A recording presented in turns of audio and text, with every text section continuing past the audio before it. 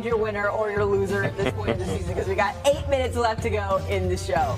So with that, let's get to it. Let's talk about it as we wrap up the show here. Winners and losers. Pete Prisco, I'm coming to you first. Who's your winner? Reclamation projects at quarterback position. Sam Darnold and Baker Mayfield. Right now, Baker Mayfield would be my MVP, and I have a vote. So right now, he would be the MVP. Flexing on us. Okay, yeah, I was going to say you might as well brush your shoulders off while you at it. That's 65 right there. Yes, you're damn right it is. Baker Mayfield's been phenomenal. 12 touchdown passes, 1 pick on the entire season, despite the fact that he's been playing with nothing but backups at wide receiver for most of the season. Offensive line has been a mishmash the whole season. Today was great. He had the run on 3rd and 14, got the first down. He made big-time throws to guys named Johnson who weren't even a part of the offense when the season started. So now you go to the other guy, Sam Darnold. You know what he's averaging? 9.5 yards per attempt. In a league where nobody's throwing the ball down the field, Sam Darnold's throwing the ball down the field, 11 touchdowns, 3 picks. They're my winners. I'm going to go Kamani Vidal, running back. You talked about it. He started the year on the practice squad, came up today and ran for 124 yards on 18 carries and had a touchdown reception. Talk about last year, he played in 10 games, had 155 yards rushing on the season, and ended today with 124. So you, young man, are my winner of the week. I'm going Patriots. Homer.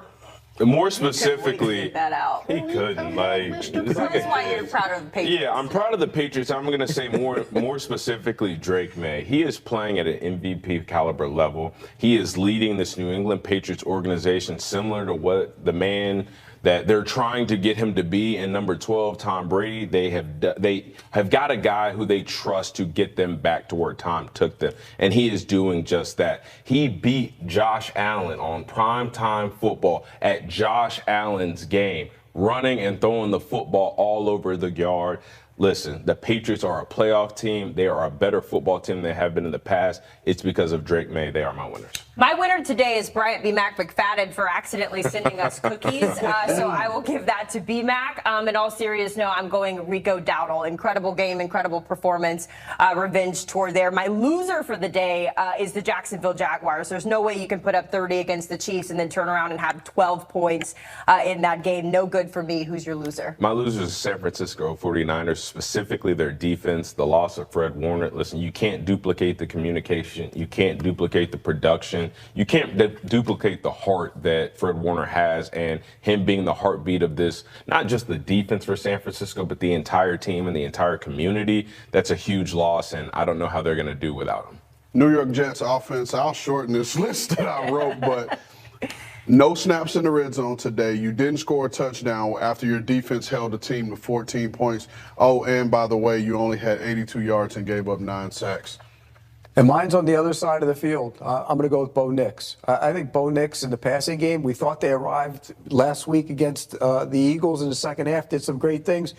174 yards passing, not enough down the field. 1 completion over 20 yards. If they don't get more out of the passing game, they are not going to be a true threat to win the AFC. They have to throw the ball down the field. All right, well, that'll do it for our Week 6 edition. Kind of a surpriser, guys. Aaron Glenn out with the New Jersey Jets, but you know what I mean, with the Jets.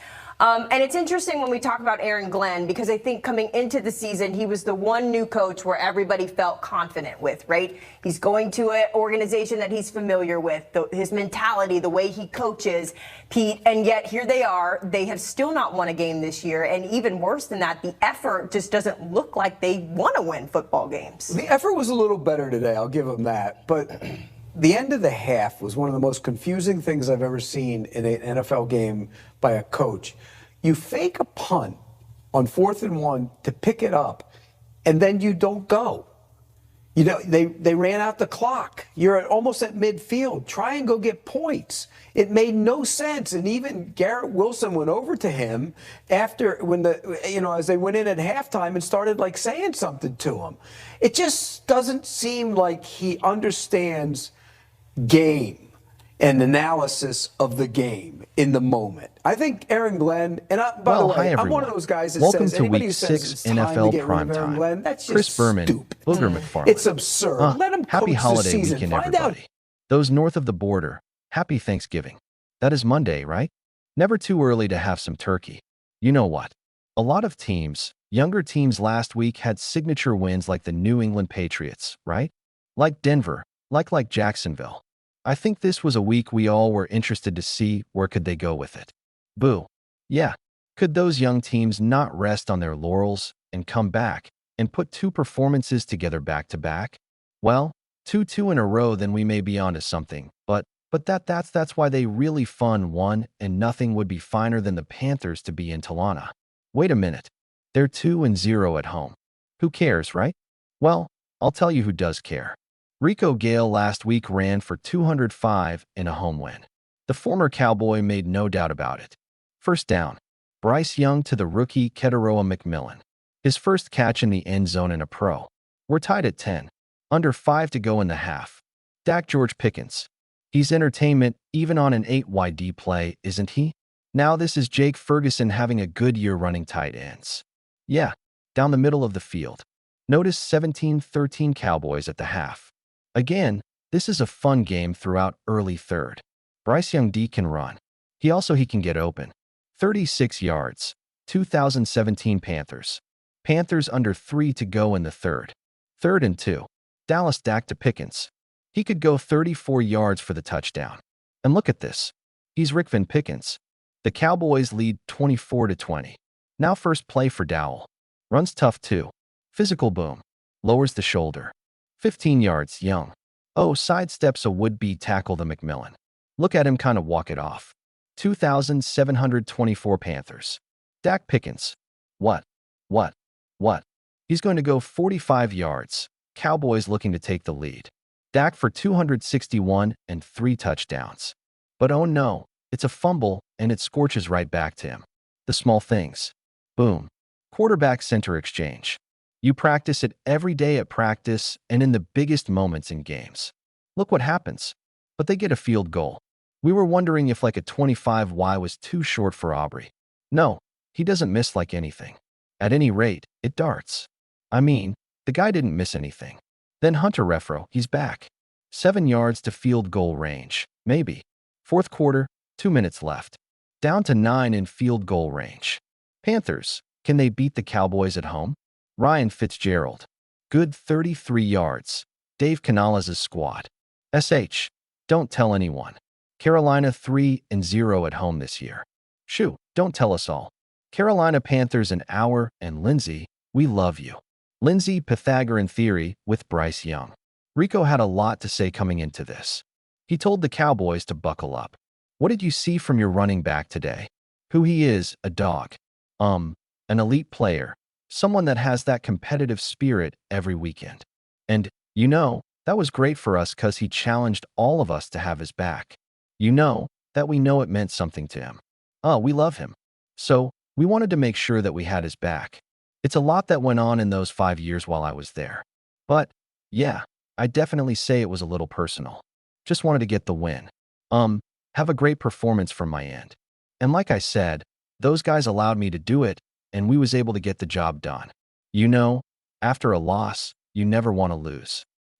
Especially a game I feel like we know personally that we had. You just got to finish drives. So definitely, like I said, disheartening. I'll probably say Rico DL. Yeah. So, in 2 games, yards from scrimmage over 200, both like almost 500 yards. Carolina building something down there, aren't they? I like what they're doing because we came into this season seeing if Bryce Young could continue where he left off last year. So far, he has. Boom. And anytime you get some running game early on, it was Chuba Hubbard. Now it's Rico D. You start to get a resemblance of a team offensive line. They got some hot picks up there. Rico D. You start to see Toro McMillan can make some plays. I know Dave Canales has an uphill battle because this team is still far away from a team that can challenge for the NFC South, but I like where they are right now. Rico Dallas played well the last couple weeks. Dallas, look, Philly's lost twice. You know, Washington has a couple loss. They got 2. You know, they're playing a Monday. They're going to score, and they got their DBs back today, or at least the ones that have made a name for themselves. That's going to take a while. Apparently, Dallas is who we thought they were. the defense was going to be suspect. Offensively, Dak is playing as good as anybody in the National Football League. CD Lamb is out. George Pickens has stepped in, and he's holding the metal down. Offensively, boom, they can score with anybody. I like what they're doing. Brian Schottenheimer is doing a really good job from offensive standpoint, but they don't have impact players on the defensive side of the ball in a league where we saw teams get 9, 7, 6 sacks today. The Cowboys cannot impact the passer at that rate. They used to, but now they can't. So, they're going to struggle with this all year long. Yeah, I mean, Dak's playing, but he's playing unbelievably hard to win at a high-score basketball game all the time. The Pittsburgh Steelers, look, they're 4-1, and they play the Bengals next week. So they could be 5-1 while, and what a big lead they would have. Now, they ran out to a huge lead in the division last year. Even though, Baltimore obviously was right there with them, but we're 23-9. The 9 is like last year with the defense. This year it hadn't looked as good, but the 23 is offense with Aaron Rodgers. If they can keep that D there and score 20-23, it's definitely sustainable.